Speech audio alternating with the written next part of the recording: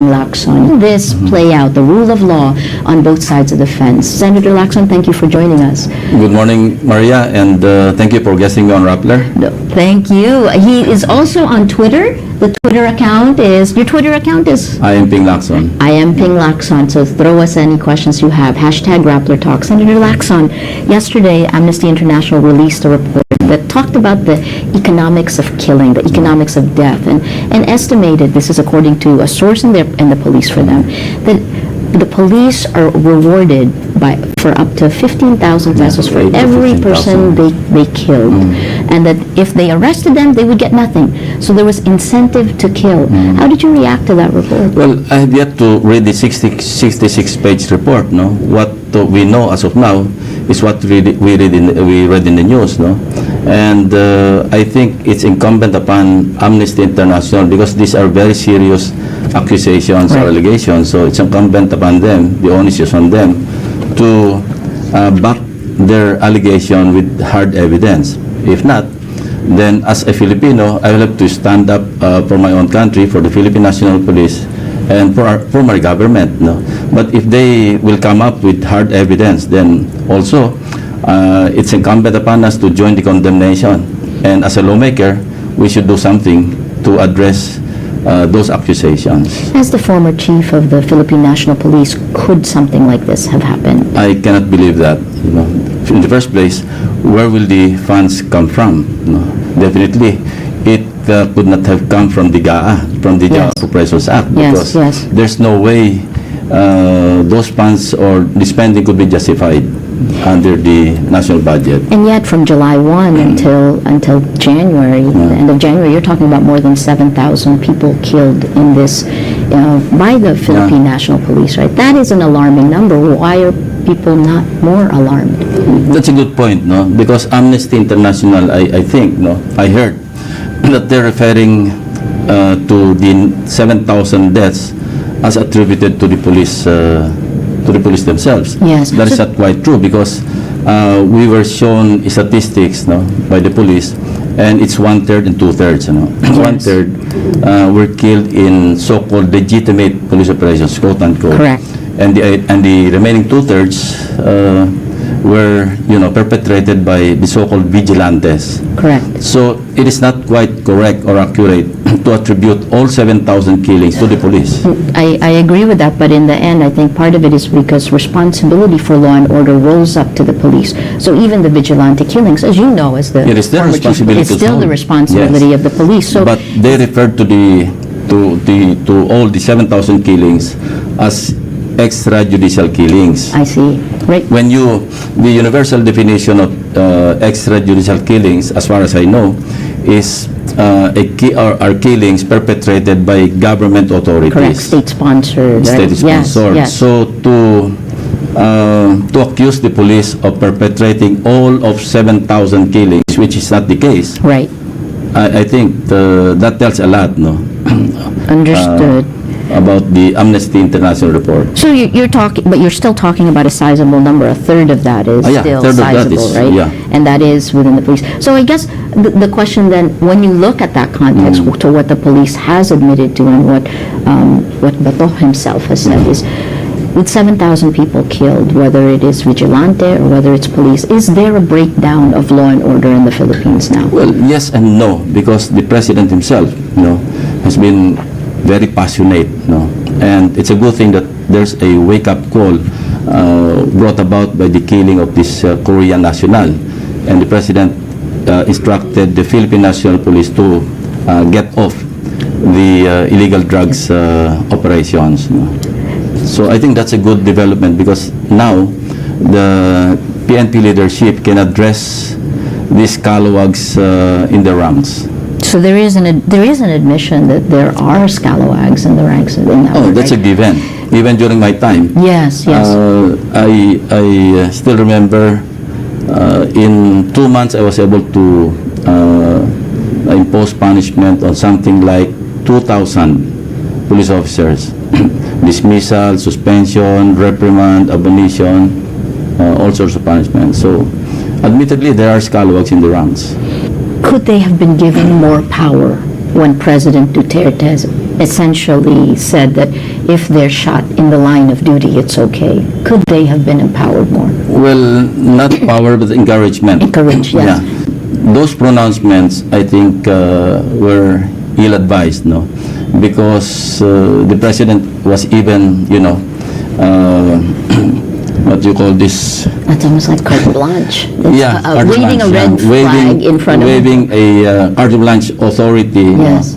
And he was even assuring the police officers concerned Yes. that he was ready to pardon them. Pro forma pardon forms that he was ready to sign. He even went to that extent, and that would embolden the police to just do their thing, Yes. without thinking of any accountability. When you were chief of police, how did you keep the balance between letting your men know you were behind them and yet making sure that they would know if they did something wrong, you would go after them? Well, immediately I started internal cleansing and I addressed the internal discipline of the police. I remember even in my assumption speech, one of my pronouncements was to return all recovered carnap motor vehicles without question. No? They could return it incognito Yes. or official or formally, and I would not even investigate them. Yes, But yes. after the 2-week period, I would do something, which I did. And after 2 weeks, we were practically, just getting vehicles under the flyovers near Camp Crame. And we accounted for 650 motor vehicles. And then I started my anti-cotton, the anti-multing operations. Correct, It was very effective because they knew that I was serious, Yes. and we were really taking action against those people. I do want to go back to this because, of course, that also was, you've lived through so much, but I want to go back to the present day, which is about Tahasang, Yes. and then in terms of your own actions to it. You tweeted something interesting. You talked about how the war on drugs is essentially suspended for now, right? The president suspended it. And that night, there were no killings. And you tweeted something interesting. You said this was a coincidence. It's a commendable coincidence. Yeah, That's I mean, what do you tweeted, mean by that? A commendable coincidence? Are you being tongue-in-cheek? Are you being serious? Well, it was a double-edged statement actually, because I was just, sort of teasing the police. How come when General De La Rosa gave instructions that we're off the anti-illegal drugs operations, all of a sudden, even the vigilantes seemed to have listened to him. So, but, at the same time, we're happy that no deaths were reported Yeah, absolutely. initially. Yes. But I heard that 4 deaths were reported overnight. On social media, also people reacted that it took a South Korean's death to stop the Yeah. killings. What about the thousands of Filipinos who died? How do you respond to something like that? Well, the South Korean national's death was not an isolated case, and I showed it even during the committee hearing. Right. I showed video footage of policemen planting evidence and even robbing Right. their victims, and even reported some information coming from Mr. Isita Angsi, the anti-kidnap crusader. Yes. And I think at least 12 victims reported to her. Yes. Similar operations against them, Tokang for ransom. What made you decide to stop the hearings? No, because the president took positive action. But you won't I'm not go back? stopping. You're Yes, not. Okay. we just suspended the hearings to just pause for a while, Okay. step back, and find out how the latest president's instruction plays out. Will play out. Yeah. So please correct me if I'm wrong with these numbers. At one point, we felt that the numbers reported by the police seemed to show the death toll per night as high as 44 people killed a night. It went down to 38 people killed Yeah, a night. And then 17, around yeah. December, it was around 8 a night. Then it went to 5 a Yeah. night, right? So it was declining, but it was still a lot. In terms of accountability, what do you see happening next? Will the people who killed these 7,000 people be held Well, accountable? the police must really seriously address this problem, because I even reminded General De La Rosa and even the other police officers who who went with him when they visited me in my office. You should show that show that you are solving these DUIs, death under investigation. Otherwise, it will be perceived, rightly or wrongly, that you are behind these killings. Yes. And according to them, their crime solution rate was something like 21%, and I told them it's very low. Right. We're talking here of, at the time, 4,000 DUIs, and when you talk of 20%, that's really that reflects inefficiency of law enforcement. Do you see? Did he work for you? Did John De La Rosa work for you? Yeah. He did. Right? He was my task group commander in Mindanao because I had 3 task groups then under the Presidential Anti-Organized Crime Task Force. And I've already mentioned this, that I was surprised that he's a very much different De La Rosa now than during those days, because he was then chief inspector. Yes. But whenever I would give him a mission, a task, he would just quietly deliver the results. And he was very different at the time than how the demeanor, Right. The demeanor is very different. What do you think of the revival of the Philippine constabulary? I wouldn't agree with that, simply because the Constitution mandates that we should have one police force that is national in scope and civilian in character. If we revive the Philippine constabulary, there will be a big problem on jurisdiction. There will be overlapping, because at the time when the police was still localized, no problem with the jurisdiction, with the question of jurisdiction with the Philippine Constabulary, because the Philippine Constabulary is nationwide or national in scope. But now, since we already have the police, national police, then unless the president is or envisions to have a Philippine Constabulary in the mold of a national guard, the concept of a national guard, that can only come in when there is widespread violence or calamity. Correct. But that will be a big drain on the budget, and we cannot afford that. Right. President Duterte, even when he was still mayor, when he was campaigning, had said that he would defend the police because they're in the front line, and if they, he said this often, right?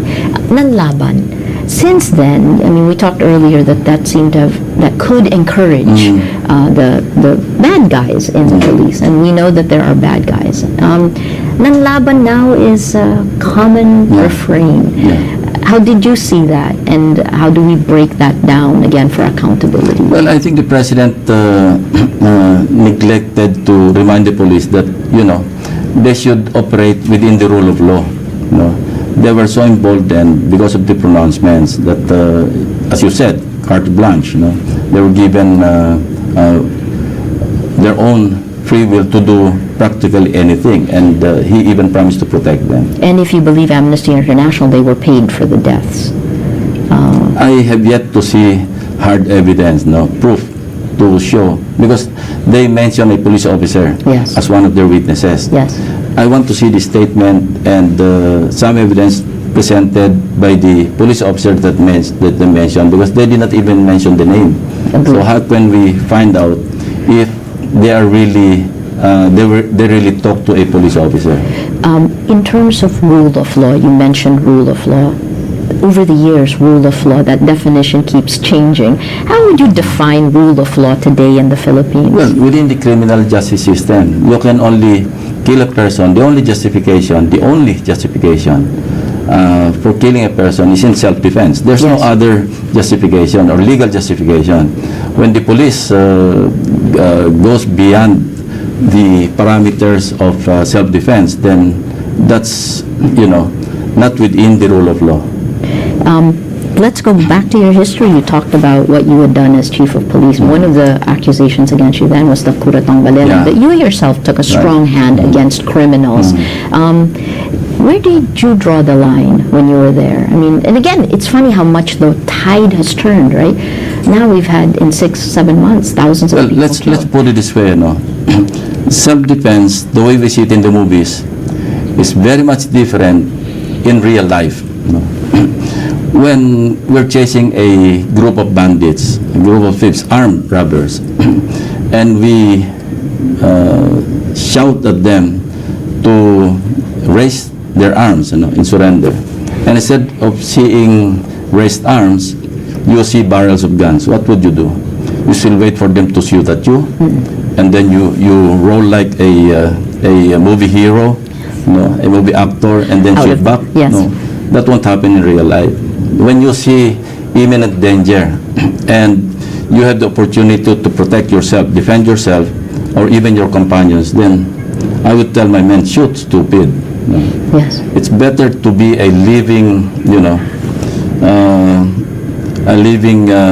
villain, if I may say so, than a dead dolt, no? Yes. Because when you're there inside the coffin, you imagine your comrades talking about you. Why did Yes. you not shoot first? So, Now, in this context today, you've actually been critical of some of the moves. That, you've pointed out that some killings may have been done with impunity. Yes. How bad is it in your mind? well, right now, I think it's worse than the former chief's PNP, than the former PNP that I knew, no? Because right now, because they're so encouraged in the wrong way Yes. by the president's pronouncements. And I think it's not too late to correct that, no? And I think the president has realized, judging from his recent the action taken after the Korean national's death, then I think there will be a lot of restructuring and new instructions to be dished out to the police. And again, you've been here for a very long time, but why was it okay with the Filipino public?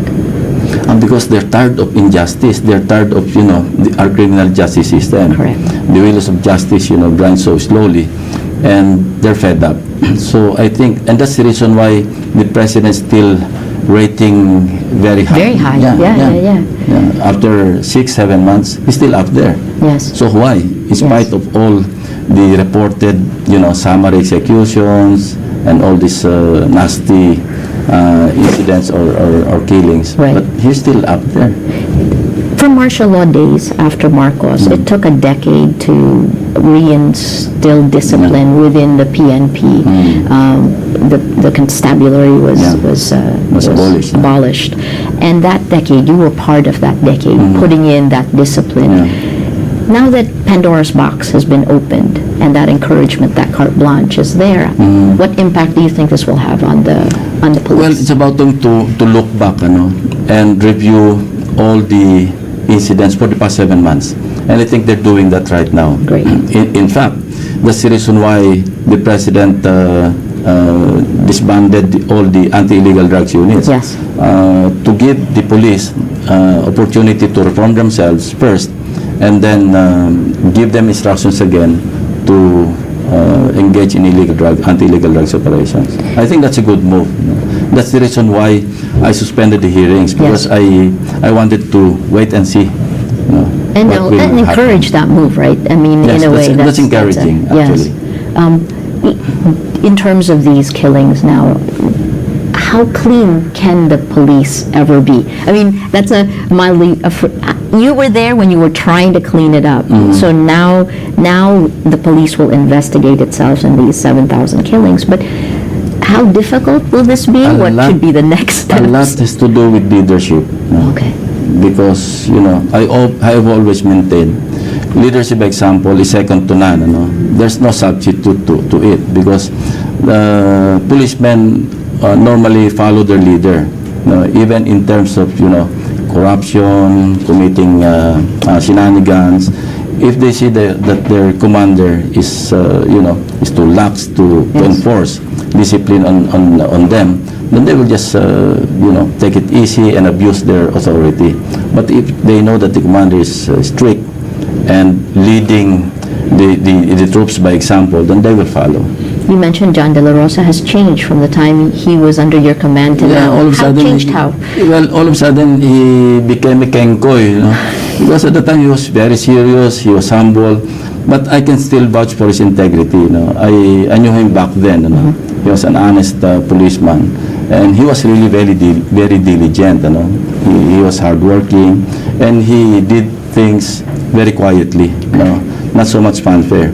That's why I'm surprised to see him watching concerts, and I told him, if I were Chief PNP, and I would be in Las Vegas, and then something is happening, some crisis happening here. Right. I would have gotten off my seat and Come back. take the first available flight back.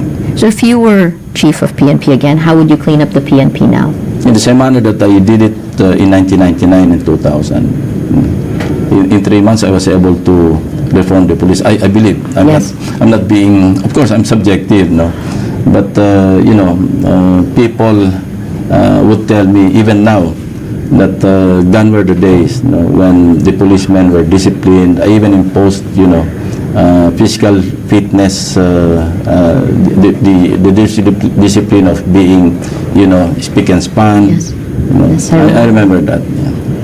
And do you think that what impact in the long term do you think this period of time, the 7 months now, will have?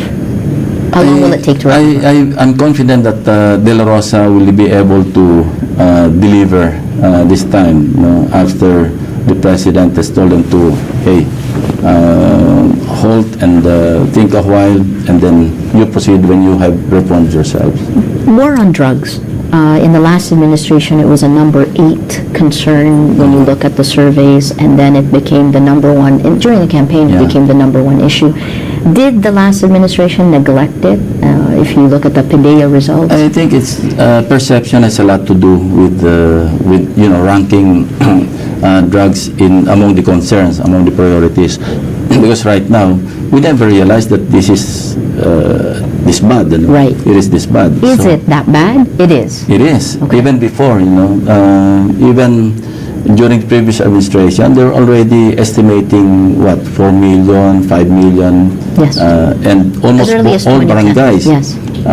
are classified as drug influence or drug affected. Yes.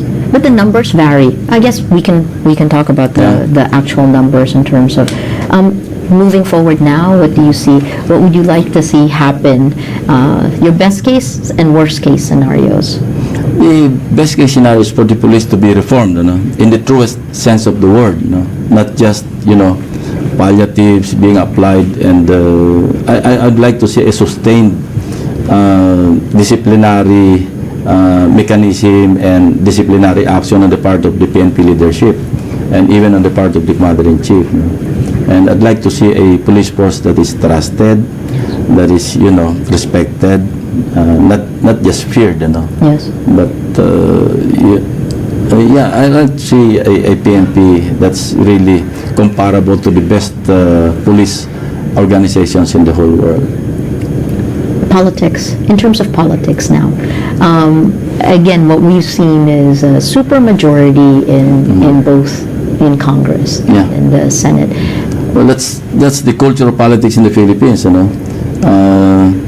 Whenever a new administration comes in, then all of a sudden, everybody wants to join the party. I'm independent, by the way. I've never joined a political party since 2003, I think, because I think that it's just a temporary alliance, Yes. And that's Yes. what's happening now. It's better to be independent because you can do your thing. You're not bound by all the controls and all the rules imposed by your party. Are people afraid to speak out? Now, Yes. yes and no, because we have a president who is a very good and a nasty counterpuncher, and that contributes a lot to why people don't want to take a punch at the president. It's very much similar to Donald Trump, by the way. They're nasty and ruthless counterpunchers. Yes. And that could be good, that could be bad, because, but I think the president has learned to adjust little by little. And I'd like to see him as a multi-dimensional president instead of a, single Issue. Yeah. Yes. It's always drugs, and now it's shifting to anti-corruption. But that's an even more important thing to address. Yes, we support that completely. Sir, my last question is, I'm personally curious. Again, I started by saying you've been on both sides of the law. When you decided to be a fugitive and then that time period, looking back on it, why did you decide to do that, and what did you learn from this? Yes, first I learned to know who my real friends are. Of course, that's a given. Because when you're down there, that's the time that you will realize who are the true friends, who are not the real ones. Well, I went into hiding because, we were pleading to inhibit the judge because I knew that she was an applicant for promotion. Yes. And the one who would sign her promotion papers was the one running after me for 9 years. Yes. And thinking that my goose was cooked, definitely.